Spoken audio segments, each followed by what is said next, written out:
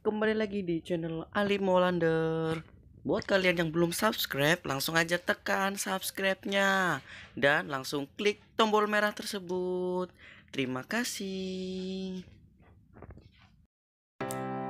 Yang pertama yaitu ada stetoskop, di mana stetoskop ini sering digunakan untuk mendengar suara detak jantung dan juga suara organ-organ tubuh lainnya, seperti organ pernapasan, organ pencernaan, bahkan suara detak jantung janin dalam kandungan. Itulah fungsi stetoskop. Kemudian yang kedua yaitu walker. Walker merupakan alat bantu jalan dengan dua pegangan, di kanan dan di kiri, serta memiliki 4 kaki sebagai penumpu yang dipakai untuk menopang tubuh dengan kuat ketika berjalan, sehingga dapat memberikan sebuah rasa nyaman atau rasa aman untuk pemakainya. Kemudian yang ketiga yaitu ranjang periksa, di mana ranjang periksa ini atau examination bed atau juga bisa disebut dengan meja periksa merupakan tempat tidur yang digunakan untuk pemeriksaan pasien baik di rumah sakit, klinik, puskesmas, atau praktek dokter dan praktek bidan lainnya. Oke, kemudian selanjutnya yang keempat yaitu tiang infus. Tiang infus atau infus stand adalah tiang yang digunakan untuk menggantungkan botol cairan infus atau cairan lainnya sesuai dengan kebutuhan perawatan pasien. Mungkin kita bisa lihat bagaimana di rumah sakit. Ini namanya tiang infus. Oke, kemudian selanjutnya yang ke-5 yaitu syringe pump.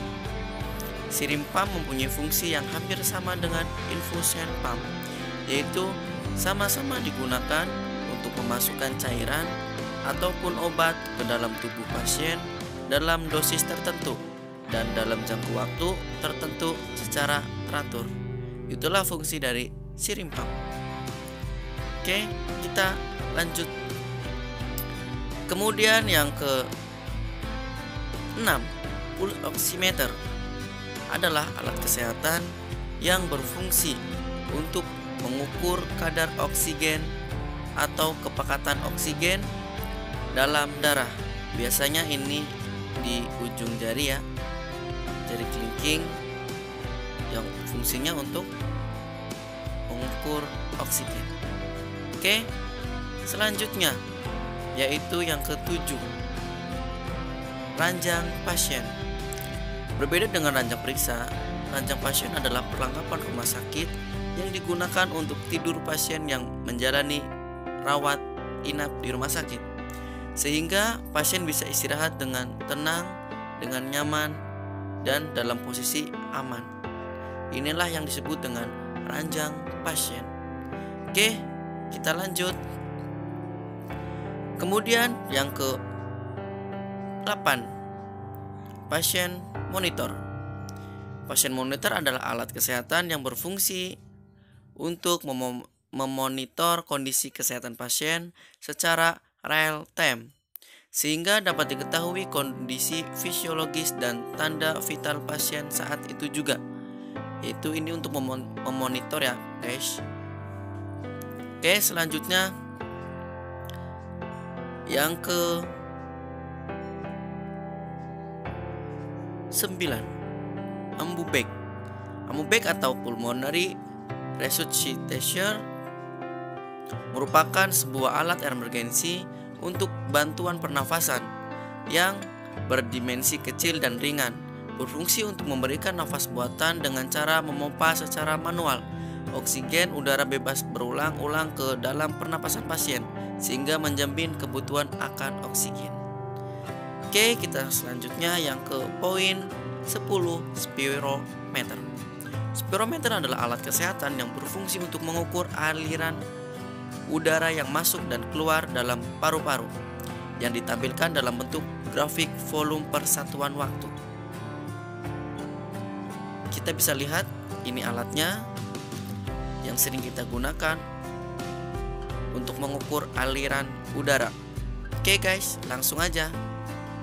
Dan selanjutnya yang ke-11, yaitu lancing device. Lancing device adalah alat bantu untuk pengambilan sampel darah yang diperlukan sebagai penunjang untuk cek kadar gula darah, kolesterol, asam urat di dalam darah. Yang biasanya ini ditusukkan ke jari ya guys, yang untuk diambil darahnya, kemudian untuk mengecek biasanya untuk glukosa, kolesterol dan lain-lain. Oke. Kemudian selanjutnya yang ke-12 yaitu blood lancet. Blood lancet adalah jarum steril sekali pakai yang berfungsi untuk mengambil sampel darah dengan cara menusukkan pada jari. Biasanya digunakan bersamaan dengan lancing device untuk pengecekan kadar gula darah, kolesterol, asam urat, dan lain-lain. Dan ini perlengkapan yang satu ya guys dengan yang lancing device. Ini di dalamnya isinya jarum blood lancet. Oke, selanjutnya yang ke-13 yaitu blood warmer atau alat penghangat darah. Yang berfungsi alat kesehatan ini untuk menghangatkan atau memanaskan darah sehingga mencapai suhu yang sesuai dengan suhu internal manusia. Sebelum dilakukan transfusi, untuk mencegah hipotermia, penyimpanan darah biasanya dalam lemari pendingin sehingga perlu dihangatkan terlebih dahulu saat transfusi.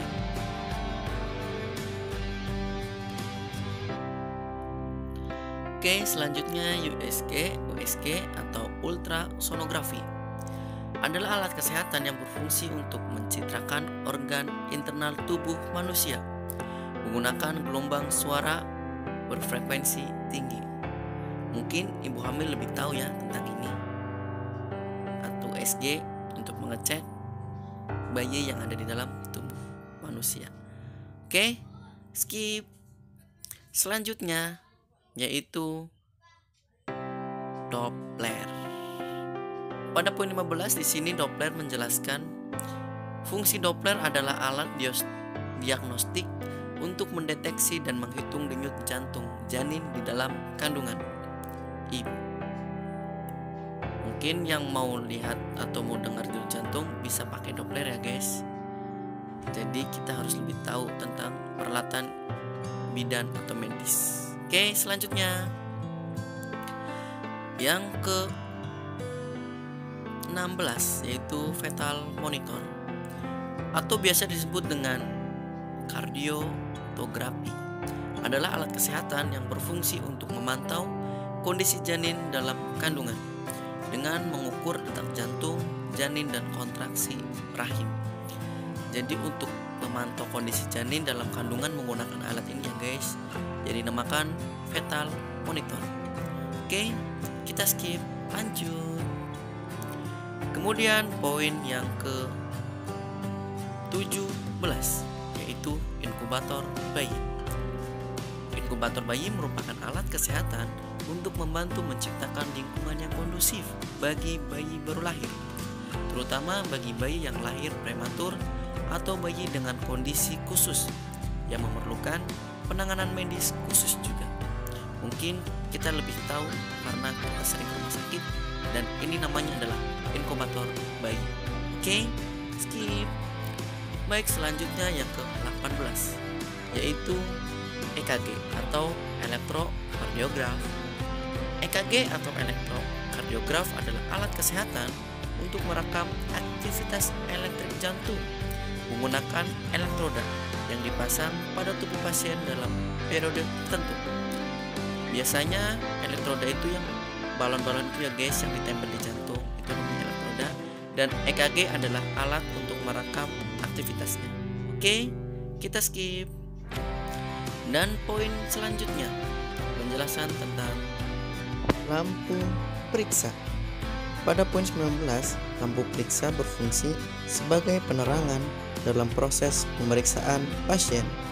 Biasanya berupa lampu jenis LED atau halogen yang tidak panas, dilengkapi dengan tiang penyangga dan roda yang memudahkan untuk didorong dan dipindahkan ke ruang pasien ataupun ke tempat kamar pasien manapun. Oke, kita skip. Lanjut. Oke, kemudian yang terakhir yaitu nomor 20.